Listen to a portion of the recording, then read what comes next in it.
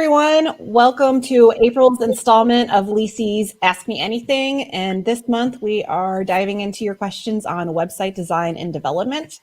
I am Taryn Elliott, the Director of Client Success and Marketing at LISI, and I am joined today by Keith White, our Chief Development Specialist and the genius behind the development of all of our websites.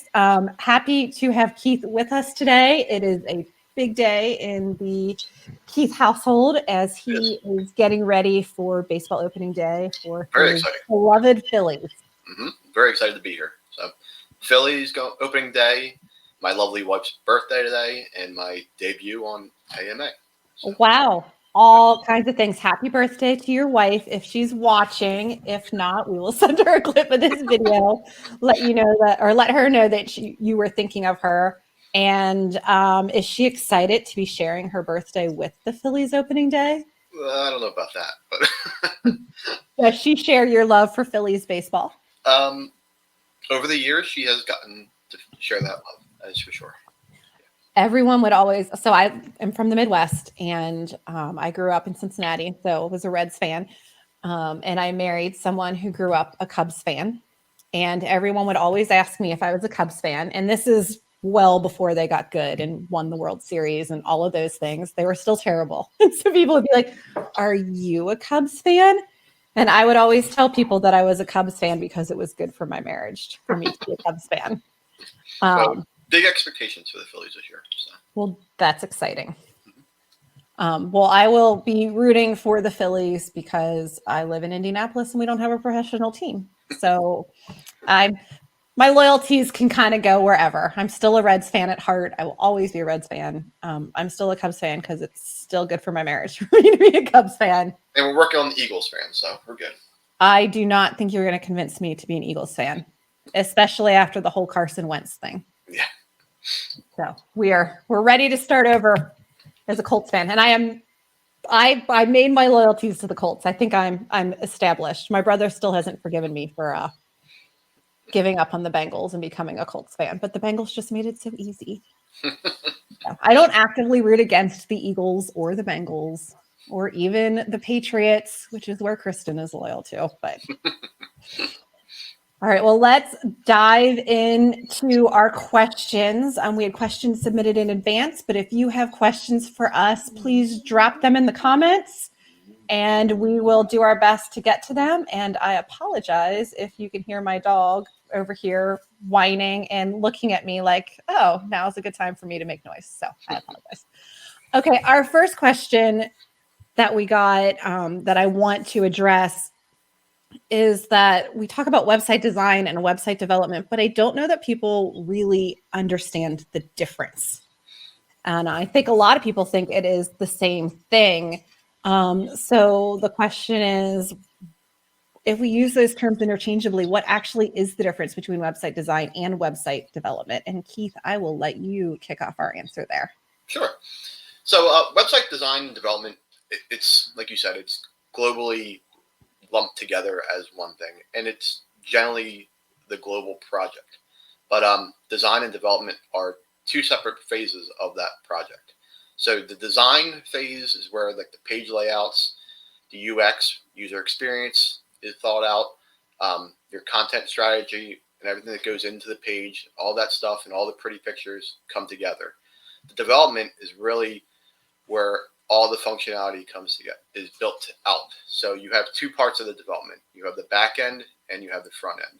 The back end is where the content management system, the CMS, is customized. And that's where things get together for your custom post types, your custom fields, things that get thought out in the discovery and the design phase in terms of, does a bio have a bar and court admissions? Is there going to be a professional membership section? Will it be associated linked practices or news items on a bio? All that stuff gets thought out and is in the design phase, but it's built out in the back end development phase.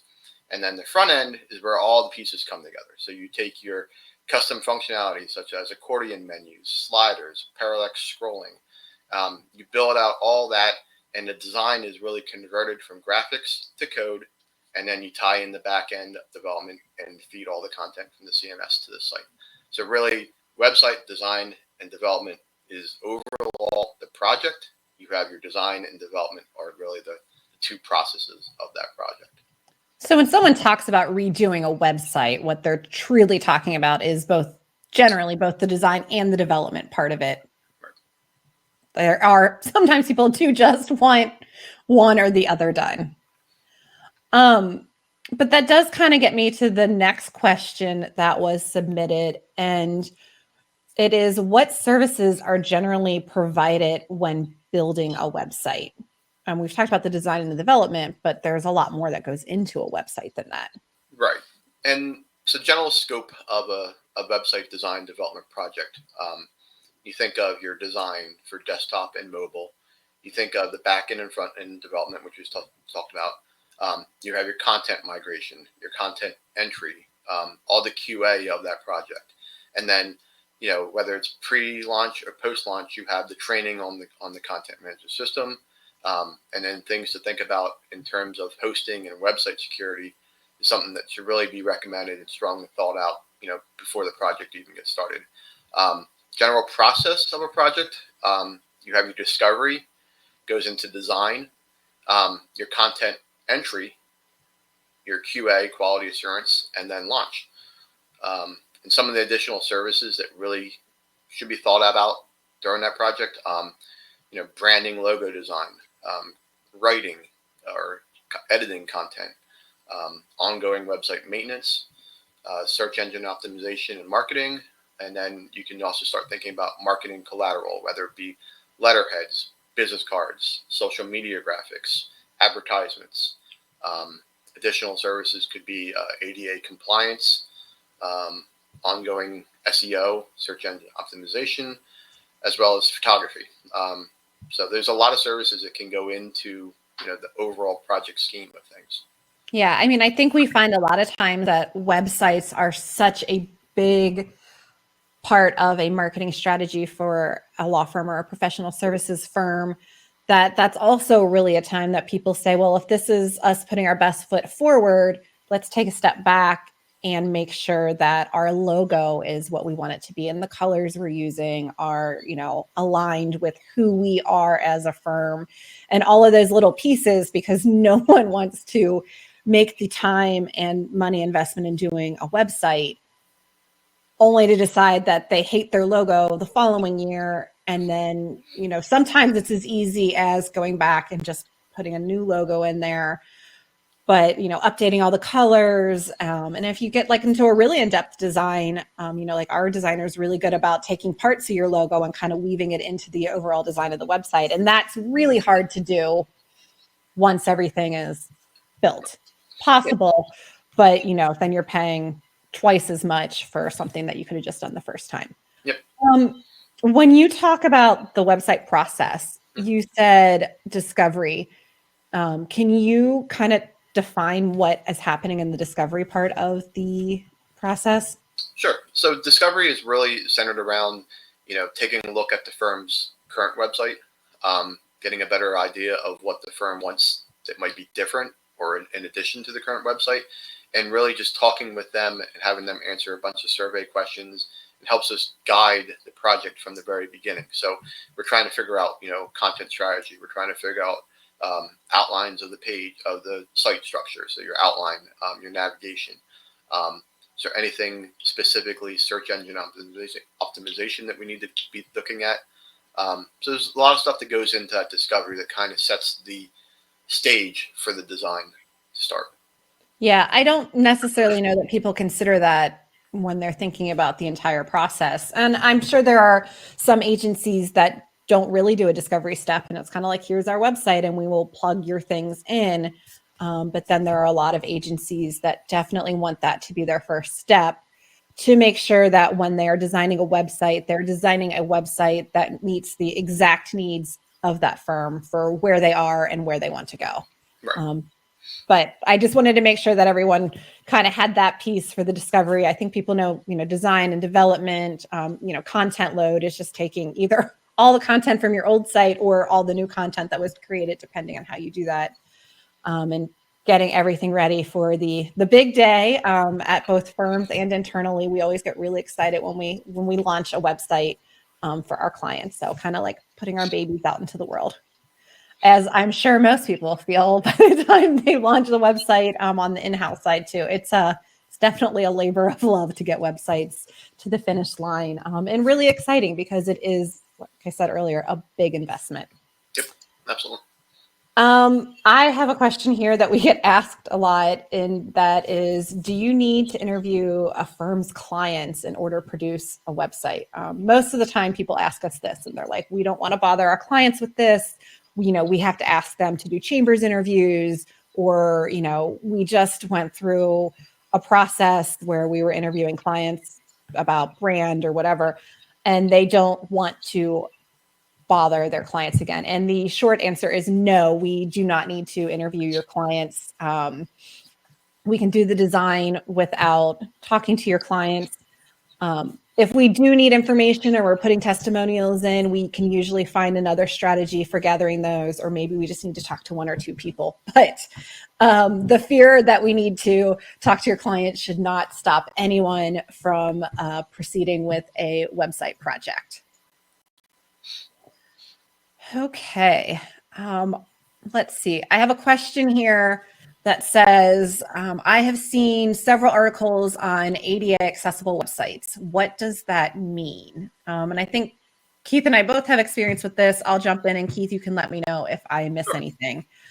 Not all agencies will talk about an ADA accessible website. It's not something that is required to make your website work. Our agency feels strongly that with a quarter of people having some kind of disability that would prevent them from interacting with the websites the way that we design them, it is just the right thing to do to consider that when designing a website. And we start having conversations about ADA accessible websites in the design and development phase. So that way we're getting off on the right foot. But if you didn't have those conversations, there's still a lot that you can do to make your website ADA accessible. And some of the things we talk about when creating an ADA accessible website is having, first and foremost, an easy to read font. Some fonts are easier for people to read than others. And so that's really important to us. And then making sure we have the proper contrast between font color and background. Something that you can do at any point in the design, anytime you're creating content, is putting periods after abbreviations. So the example I always give is LMA, which is the Legal Marketing Association, should be L period, M period, A period, because if you're speaking, you say LMA. But LISI, which is also an abbreviation, is pronounced LISI and doesn't need periods.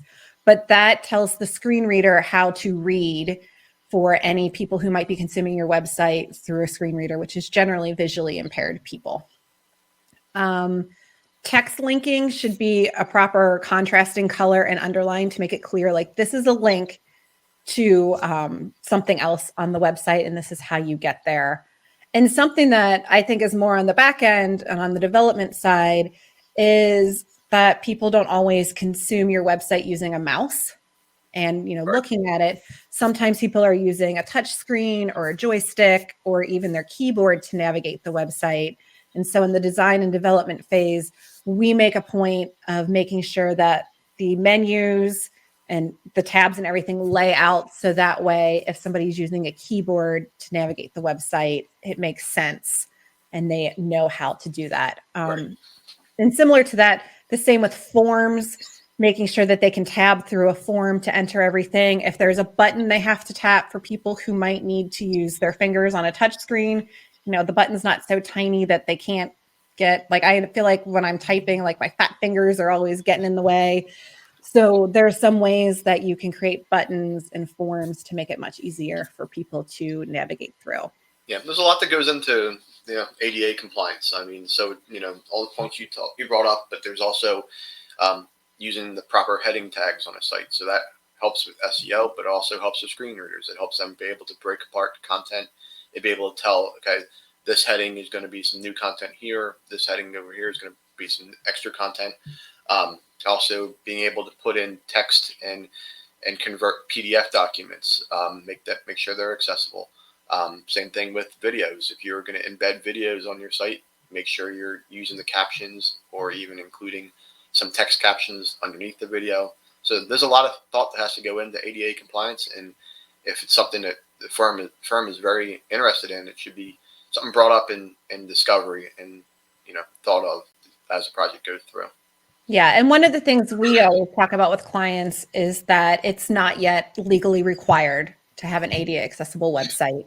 And there's a lot of conversation around what that even means, but there are starting to be some litigation and legislation surrounding what businesses need to do to make their digital footprint accessible to people just like they need to in the physical space. So that's where it stands today, but we also don't know what's going to happen down the road. So preparing now likely will save you some time in the future, aside from it just being a good thing to do. And as Keith said, some of it's just good business practice. For instance, a lot of people consume video with the sound off. They're sitting in a meeting or on a train or whatever it is, and they can't listen to the video with the sound on. So they're just reading along, or they're reading the transcript underneath, which is also good for SEO. But for a a hearing impaired person in that instance, that also is really helpful. So it's not just this one thing, and that's the only benefit. For a lot of those things, there's a lot of benefits. It's just a good thing to do. Yep. Cool. Switching gears a little bit, I have a question here. How long does one web development project take to complete from start to finish, or how long should it take? Yeah, that's the $1 million question. We get that a lot. So unfortunately, there's not any, there's not a preset length to how long a website should take. There's so many factors that go into that process. The size of the firm, how much content needs to be migrated over into the new site. Does that content need to be reviewed and rewritten, edited? It's a lot of stuff that has to go into the thought process and the timeline. In our situation, we can launch a website, or we can build a website as quickly or as slowly as the client needs. I mean, we've launched websites in weeks. We've had some websites that will take longer than a year. And it's just a matter of how much communication and how much, willingness are we going to get from the client to make sure we hit all of the deadlines in terms of reviewing and approving everything. Well, and I should say our typical project is 6 to 9 months. Yeah. With 6 months being if there's no delays and everyone's responding quickly and efficiently. 9 months is more typical because, sometimes your attorneys go into trial and they're unavailable for a couple weeks, or, everything comes due at spring break and, everybody's out of the office. So there is a variety, but typically we're launching in 6 to 9 months, depending on all of the other factors that could impact that. Right. And some of the things that, we recommend. So, the client should appoint a decision maker or a small committee that's going to help to make decisions. That just keeps things moving in a steady direction. You're not kind of waiting for that one individual who may have been pulled off into a case that can no longer give it the attention. And then content. I mean, content. It is the biggest pitfall in all the projects that we do. So, content is one of the strongest things on a website to begin with. It has to be, easily readable and understandable by everyone, but it also aids with SEO. So the content needs to be written to kind of factor in both sides of that argument. And then, if you're thinking about doing a website anytime soon, review your content now. I can't strongly recommend that enough. You need to get ahead of the game when it comes to content. Yeah, I know my personal experience with developing websites when I was in-house is definitely that content is the sticking point that we got. And, some firms approach content where they want to write all of their own content. And I understand that, sometimes they're like, I know my practice. That's also a service you can outsource. Our agency does a lot of content writing for websites. There's individual practitioners who just do content writing for law firms, and websites is one of the things they do. And anyone who does that professionally has a process to get the information out of the individuals they need to. in order to keep it moving along. But there's still review processes in that. No law firm wants to let someone write all the content about a practice area and then never review it. Right. So I know that for us, when I was in-house, that was definitely where we got slowed down, was content. So my recommendation is, review it as early as you can. It's a good time to kind of start deciding if you need to maybe sunset some things that might have outlived their usefulness, but B, like, do what you can to keep your content moving forward. And it's also important that whoever you're working with, that there's regular check-ins, so that way you're aware of where everyone stands in the process. Are you just waiting on content, or is content being developed, but there are other things that need to happen in the website build, just so everyone's on the same page and expectations are being met to get everyone to the ultimate timeline, or the ultimate goal, which is to release the website. Like I mentioned before, I mean, content is part of the discovery and design phase. So it's a very early on, content becomes a big portion of that, because I mean, you're looking at content strategy for pages, what content's going to go on a homepage, what content's going to go on a practice area, what content's going to go in a bio. So to be able to have that representative content to put into the design right from the beginning, it only makes things more smoothly as the project goes along. Yes, content's a big one. And then I'm going to transition a little bit and ask a question that I have here, but I know it's a question we get a lot. And it is, do I need a pre-made theme or a custom theme? And I'm also going to throw in here, you and I can both kind of tag team this, but I think that they're related, is like, can I build a website by myself? So I will let you start with the pre-made theme and custom theme, because Sure. a lot of people ask us about that. Yeah, so I'm a strong advocate for custom themes.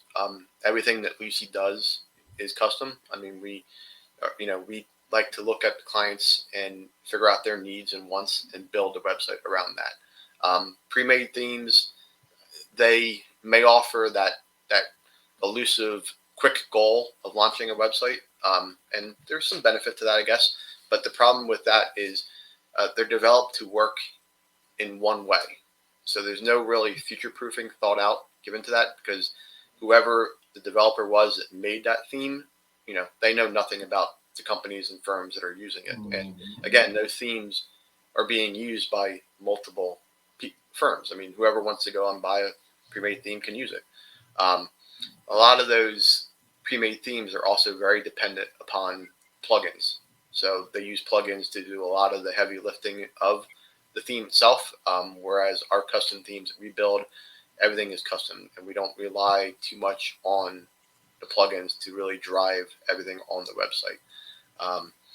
A lot of the pre-made themes use a page builder.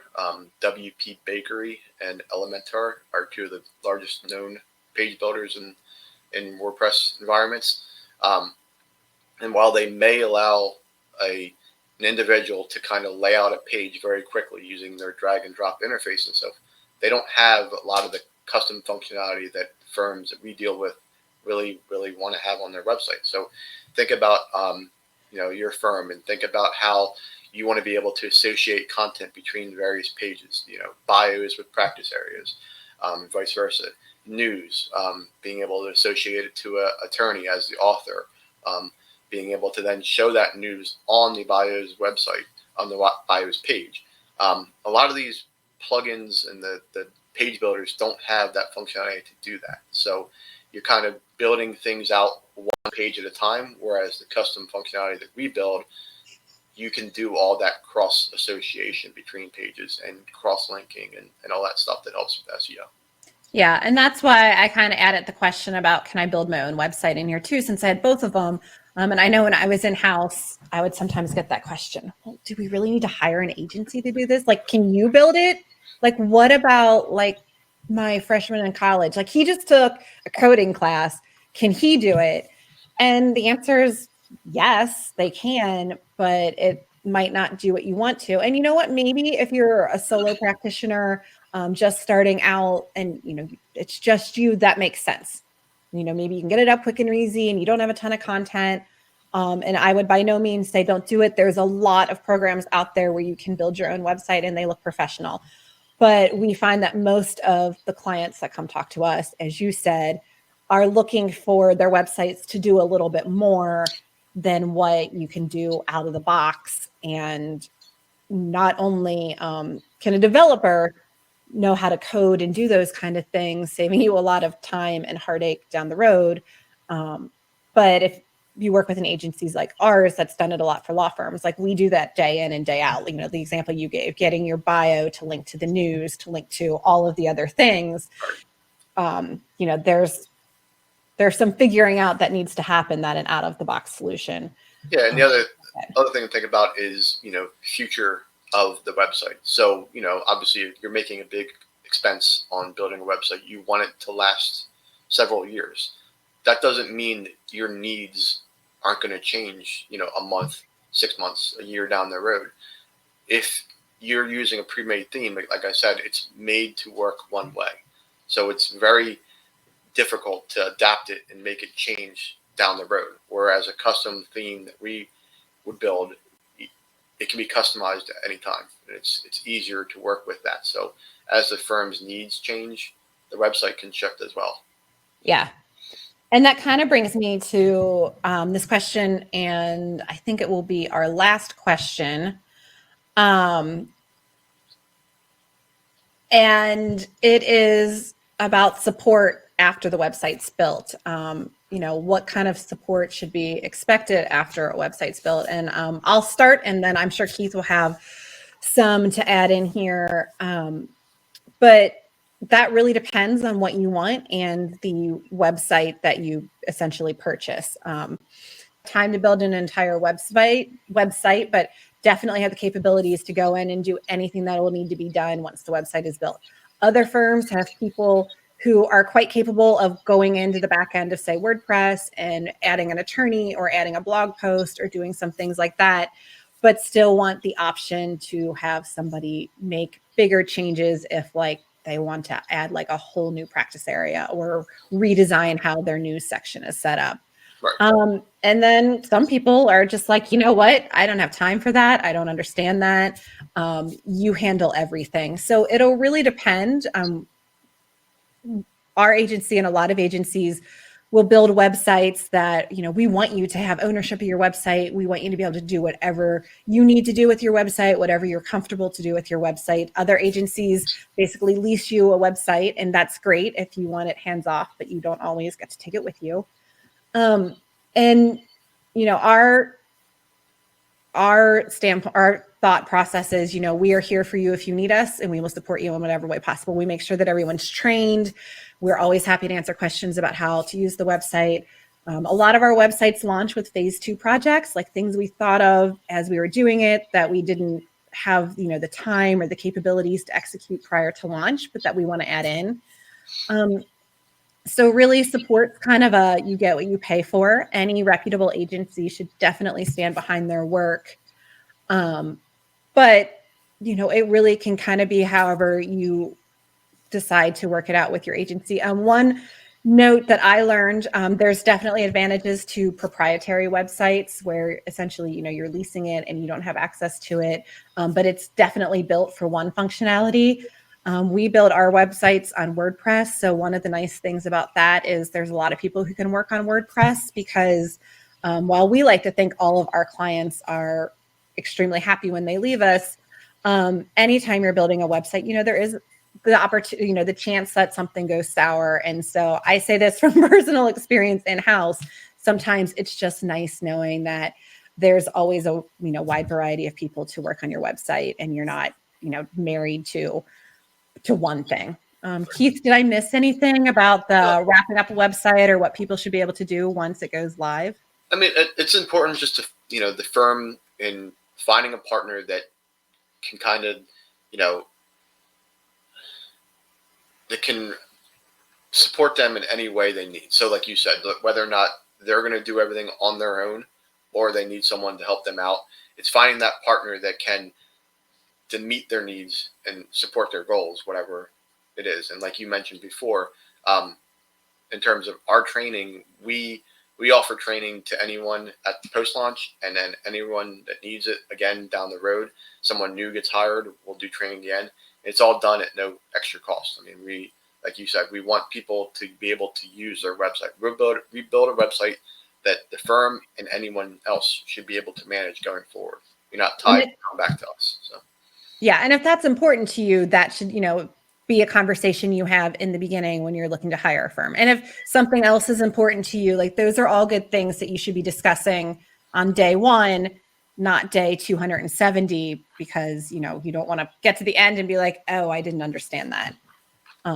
So definitely keep, my kids always do this thing at school, like begin with the end in mind. So what is your ultimate goal? And part of that is also, what does it look like once the website project is completed? And how do you want that relationship to work?